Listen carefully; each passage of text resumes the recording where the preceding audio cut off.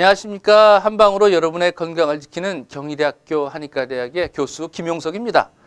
오늘이 성탄절입니다. 아기 예수님의 탄생을 축하하는 이 성탄절. 여러분들 아침에 지금 뭐 하고 계시는지요? 먼저 메리 크리스마스 이렇게 인사를 나누고 싶습니다.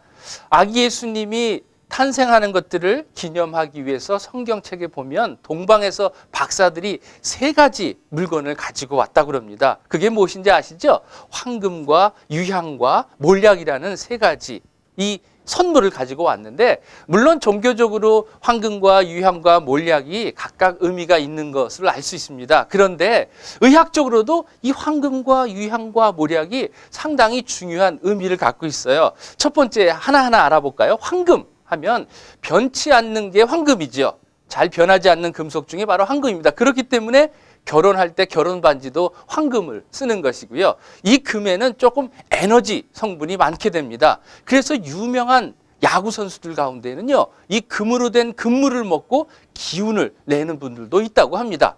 그리고 중세 시대에는요, 이 금을 달인 물을 가지고 이 노화를 방지하는 데 썼고요. 또 금을 담은 술을 가지고 관절염에도 썼다는 이런 기록이 있습니다. 또 이 중금속은 아니지만 이 금속류 같은 거, 광물질은요, 조금 무거운 성질이 있고 좀 가라앉는 성질이 있기 때문에 마음을 좀 안정시켜주는 그런 효과가 있어요. 그래서 여러분들 잘 아시는 그 우황청심원이라는 약에 보면 금박이 끼었지 않습니까? 그것이 바로 안정시키는 것이고요. 또 아이들 같은데 경기를 하거나 깜짝깜짝 놀라는 아이들한테도 바로 이 금박을 이용한 그런 약물들을 사용하기도 했습니다. 그래서 노화도 방지시켜주고 또 안정도 시켜주고 또 관절염도 낫게 한다고 하니까, 어떤 분들 지금 뭐 집에 있는 금을 모아갖고 끓이려고 이렇게 하시는 분도 계신데, 그렇게 되는 것은 아니고요. 금을 약으로 쓸 때는 이걸 정제를 해야 됩니다. 그냥 드시는 것이 아니거든요. 또 다른 중금속과 달리 뭐 수은이나 납과 같이 이런 중금속이 축적되는 것은 아니지만, 그래도 너무 과하게 드시면 또 몸에 해로울 수 있으니까 뭐든지 좀 적당한 것이 좋겠죠. 금은 아무튼 이렇게 좋은 효과가 있는 그런 약물 중에 하나라고 볼 수 있습니다. 그 다음에 남은 것이 무엇입니까? 유향과 몰약이죠. 유향과 몰약은 향기가 아주 좋은 그런 약재에 속합니다. 그래서 진통을 식혀주는데 많이 쓰는 약재로 유향과 몰약이라는 게 쓰이는데요. 특히 유향이 아주 향기가 좋습니다. 그래서 유향의 그 향기를 통해서 혈액순환이 잘 안 되거나 통증이 있거나 또는 근육이 자꾸 뭉치는 경우에 풀어주는데 아주 좋은 효과가 있다고 그러고요.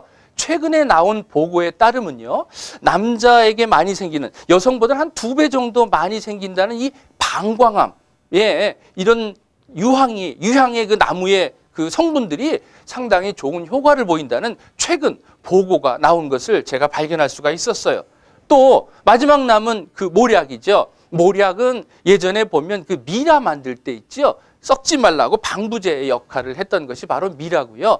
이것들이 그 치주염 같은 잇몸의 질환이 있죠. 그다음에 구강 내의 청결작용 이런 것들이 있고 통증을 완화시켜 주는데 아주 좋은 효과가 있다고 합니다. 그래서 저희 약재들 보면 처방에 보면 유향과 몰약을 함께 써서 관절염이나 어떤 통증을 완화시켜 주는데 많이 사용된 것을 볼 수 있습니다. 한 가지 더, 몰약에는 무슨 성분이 있냐면요, 면역력을 증강시켜주는 효과가 있다는 최근 보고가 또 나온 것을 볼 수가 있었어요. 그래서 몸과 체력이 좀 떨어지고 병을 싸워 이길 때 이 몰약을 쓰게 되면 도움을 줄 수 있다는 거죠. 자, 이러보면 종교적으로도 뭔가 의미가 있겠지만 이런 의학적으로도 병이 생기는 것을 좀 억제하시고 또는 병에 문제가 생긴 것들을 완화시켜 주는데 도움을 주는 것이 바로 황금과 유향과 몰약이라는 것이라고 볼 수가 있습니다. 아무튼 의학적으로도 상당히 귀중한 것이고, 또 아기 예수의 탄생, 아기 예수의 건강을 위해서 아마 동방 박사가 이런 것들을 갖고 왔지 않나 이렇게 생각도 듭니다.